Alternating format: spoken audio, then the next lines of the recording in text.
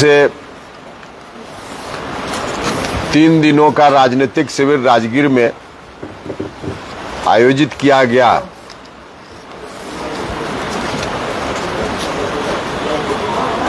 इस शिविर में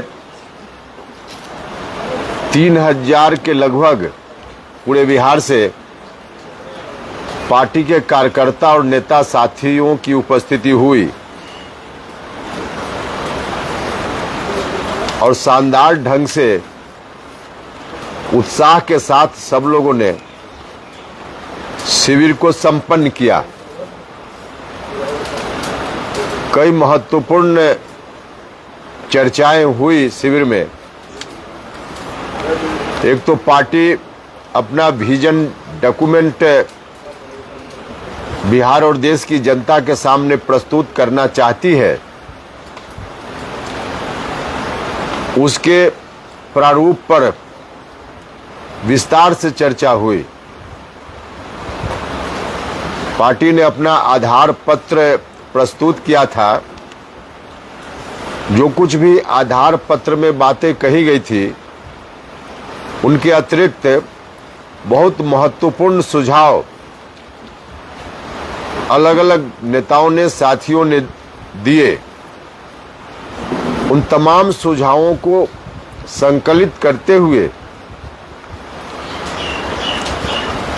विजन डॉक्यूमेंट जो आगे बनेगा उसमें हम सबको शामिल करेंगे और साथ ही अलग अलग सब्जेक्ट के जो एक्सपर्ट लोग हैं देश भर में, बिहार ही नहीं बिहार से बाहर भी, उन सभी लोगों से हम संपर्क करेंगे, राय करेंगे, परामर्श करेंगे और तब एक व्यापक विजन डॉक्यूमेंट पार्टी की ओर से अगले कुछ दिनों के बाद हम जारी करेंगे। तो शिविर का एक महत्वपूर्ण सब्जेक्ट यह था। इसके अतिरिक्त वर्तमान जो राजनीतिक स्थिति है, खासकर बिहार की, उस पर भी गंभीर चर्चा हुई। सब लोगों ने चिंता व्यक्त की कि राज्य को कहां जाना था, नीतीश जी को ले जाना था कहां राज्य को, और कहां लेकर चलने लगे। जहां से नीतीश जी ने शुरुआत की थी 2005 में, बिहार को फिर से वही पहुंचाने की बात नीतीश कुमार जी करने लगे। इस बात को लेकर लगभग सभी साथियों ने चिंता व्यक्त की और ऐसी चिंता हमारी पार्टी के साथियों की सिर्फ नहीं है, बिहार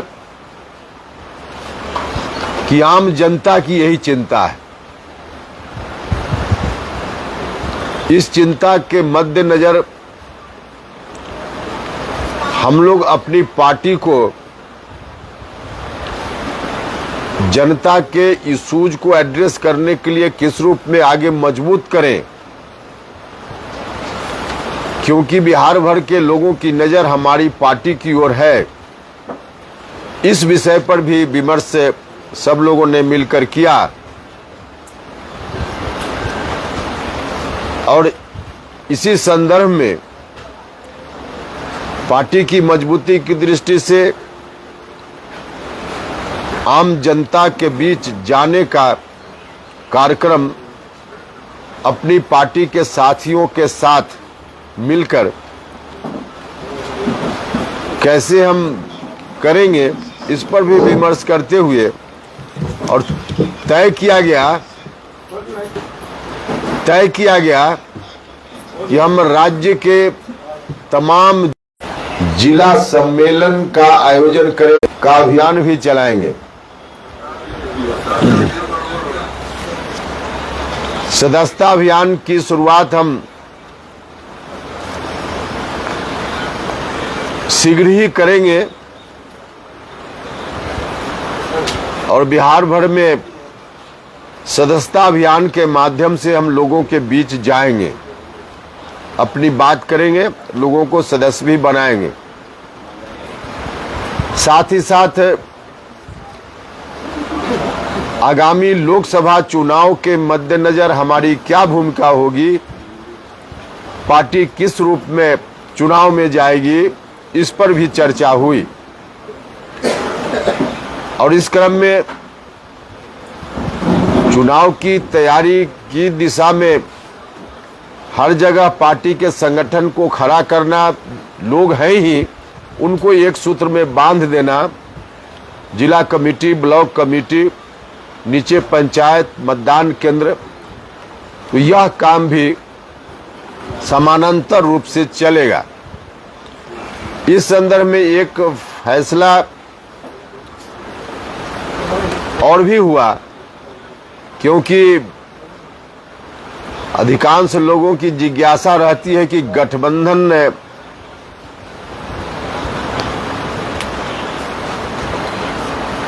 किस पार्टी के साथ हम करेंगे,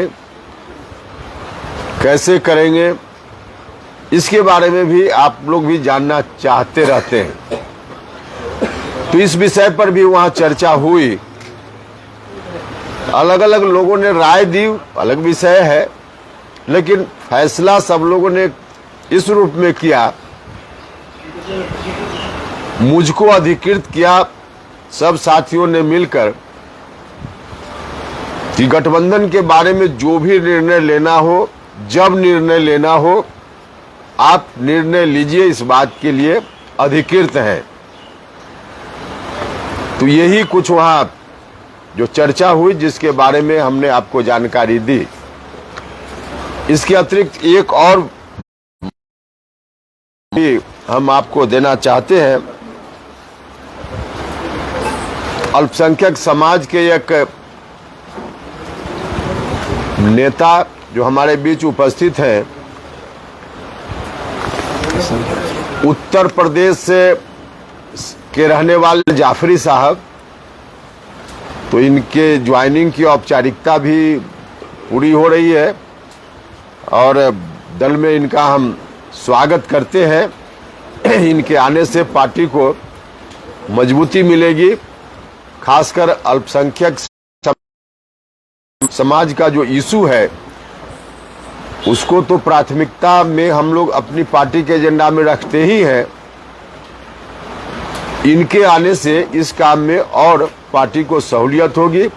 अल्पसंख्यक समाज के बीच पैठ पार्टी की ओर मत करिए ना, फिर डिस्टर्ब हो जाएगा। अभी हटाइए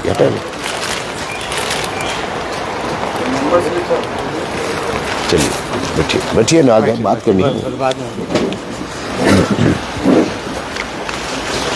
साथ ही इनको हम लोगों ने तय किया है कि पार्टी का जो अल्पसंख्यक प्रकोष्ठ राष्ट्रीय स्तर पे होगा, इसके अध्यक्ष, राष्ट्रीय अध्यक्ष अल्पसंख्यक प्रकोष्ठ राष्ट्रीय लोक जनता दल, इनको बना रहे हैं, पार्टी की ओर से बनाया जा रहा है। यह दे देंगे। इतनी बात मेरी ओर से थी। अब आप लोग कोई सवाल पूछेगा तो उसका जवाब देंगे। जाफरी साहब से हम कुछ एक एक करके बोलेंगे तो शायद आपका बिहार में स्वागत करेंगे, आपका पार्टी में स्वागत। और इस विषय पर शिविर में भी हमने बात उठाई है। देखिए, अभी से कुछ दिन पहले भारत की राष्ट्रपति श्रीमती द्रौपदी मुर्मू ने जेल में जो गरीब लोग बंद हैं उसके बारे में चिंता व्यक्त की थी, और बिल्कुल सच उन्होंने कहा था कि बहुत सारे लोग जेल में बंद हैं जिनको जेल में नहीं बंद रहना चाहिए। थप्पड़ मारने का भी अपराध हो तो भी 15 साल से कोई बंद है, किसी को कोई बेलर नहीं मिला या उनके परिवार के लोगों में उतनी समझ बूझ नहीं है, पैसा का भी अभाव है, बेल पिटीशन लेकर उनके परिवार से कोई आदमी जाने वाला नहीं है। अब इन कारणों से गरीब लोग, इस कैटेगरी में तो सिर्फ वही है जो गरीब लोग हैं, और गरीब का मतलब सामान्य तौर पे जो शेड्यूल कास्ट, शेड्यूल ट्राइब्स के लोग हैं, अति पिछड़ा समाज के लोग हैं, पिछड़ा समाज के लोग हैं, तो इन वर्गों के वैसे लोग काफी संख्या में जेल में बंद है।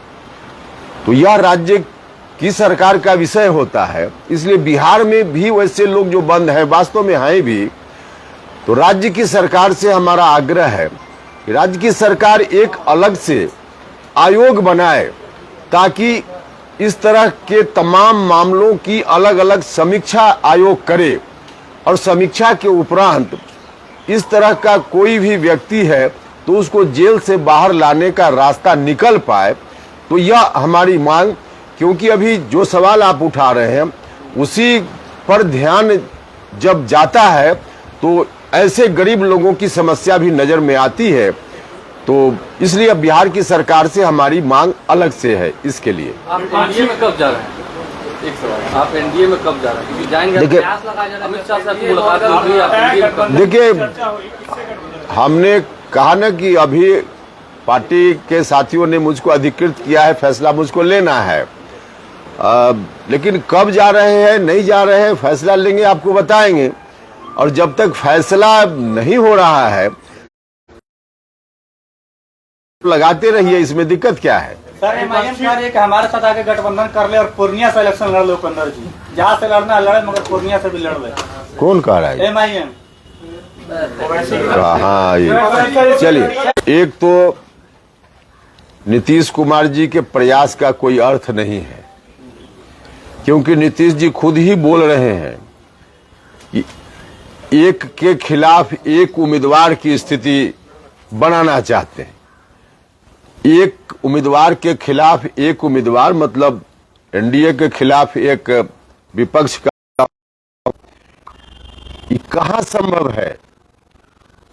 और जब तक वहां तक नहीं बात को पहुंचाएंगे तब तक, और फिर अपने अपने राज्यों में जाकर एक दूसरे के खिलाफ भिड़ेंगे लोकसभा चुनाव में, क्या अर्थ निकलेगा? कोशिश नीतीश जी कर रहे हैं कि एक परसेप्शन बनाए, तो इस तरह की बैठकों से कोई परसेप्शन नहीं बन सकता है ना। और चुनाव देश का होना है ना, देश का जहां चुनाव है तो देश की जनता के सामने सवाल तो बड़ा होगा कि आखिर अगला 5 साल हम क्यों नहीं है। और मुझको लगता है कि नीतीश जी भी बखूबी इन बातों को समझ रहे हैं कि हमारे प्रयास का कोई अर्थ नहीं निकलने वाला है, लेकिन फिर भी कर रहे हैं।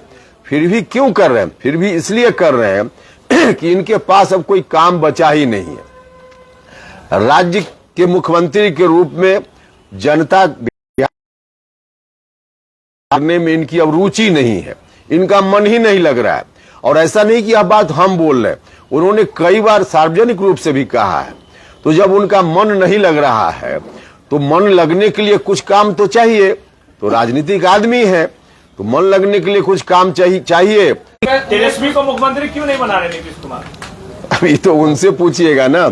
हम लोग तो इस बात के विरोधी ही हैं कि 2005 वाली स्थिति बिहार में फिर से न आए।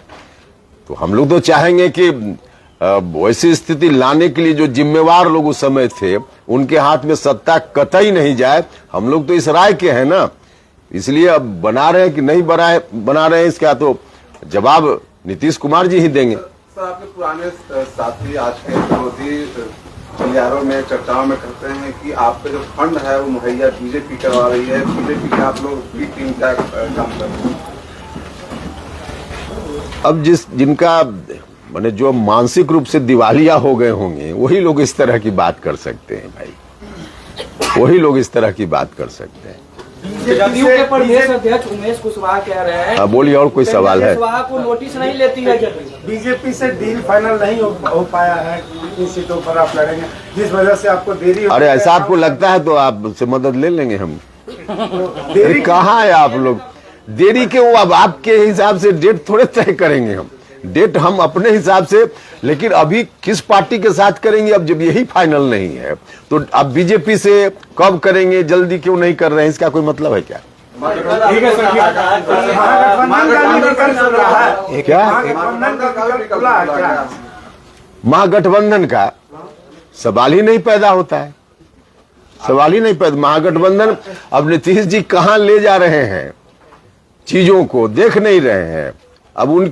अब उनकी और बिहार की कोई जनता जाने ही वाली नहीं है, तो सवाल कहां उठता है? राजनीतिक शिविर में जो आपका 3 दिवसीय था उसमें शराबबंदी का समर्थन की बात कही गई। नहीं, देखिए उसमें हम लोग भी बोलते हैं कि शराबबंदी गलत चीज नहीं है, समर्थन तो हम लोग भी कर रहे हैं, इसमें कहाँ ऐतराज है। शराबबंदी तो होनी ही चाहिए। शराब पीना तो आत्मा और शरीर को दोनों को नाश करता है ना, तो इसमें कहाँ है, तो हम लोग साफ साफ, इसमें कोई कंफ्यूजन है क्या आपको कि हम लोग शराब बंद हो ऐसा नहीं चाहते हैं। शराब बंद हो तो हम लोग चाहते ही हैं, लेकिन हाँ, राज्य सरकार जिस तरीके से कर रही है उसमें शराब नहीं बंद होना है और नहीं बंद हुआ है। घर घर में शराब मिल रही है, जहां खोजिए वहां शराब उपलब्ध है। और सरकार ने जो कानून बनाया है इसके लिए, उस कानून का इस्तेमाल गरीब लोगों का खून चूसने के लिए उनके अधिकारी कर रहे हैं। कानून का इस्तेमाल थोड़े हो रहा है। शराबबंदी कानून का इस्तेमाल तो गरीबों का खून चूसने के लिए अधिकारी कर रहे हैं और अपनी जेब कैसे भरे इस काम के लिए कर रहे हैं। गरीबों को पकड़ो, डंडा मारो और 2000 रुपया लेकर छोड़ दो, यही तो। आपने जो विलय किया था यदि में, वो आपने गलत किया था, अब दोबारा इस तरह का नहीं, देखिए दोबारा नहीं करेंगे, यह बात हमने कही है, लेकिन जो परिस्थिति उस समय बनी थी उसकी व्याख्या भी हमने की। नीतीश कुमार जी का और जो हमारा उस समय का जो वोटर आरएलएसपी का था, वो एक ही सामाजिक वर्ग को हम दोनों रिप्रेजेंट करते। वोट का डिवीजन हो गया, हमारे साथ भी कुछ लोग हुए और जेडीयू के साथ भी कुछ लोग हुए। इस डिवीजन के चलते कुछ लोग लालटेन जलाने वाले, उनको लगा कि अब तो लालटेन जला लेंगे। उस वक्त हमको लगा कि अब तो सीधा सीधा बिहार की जनता का आरोप में या आप मुकम्मल दीजिए हमको, या जहां भी दीजिए मुकम्मल दे दीजिए, डिवीजन की स्थिति न हो। ऐसी स्थिति दोबारा नहीं आएगी कि डिवीजन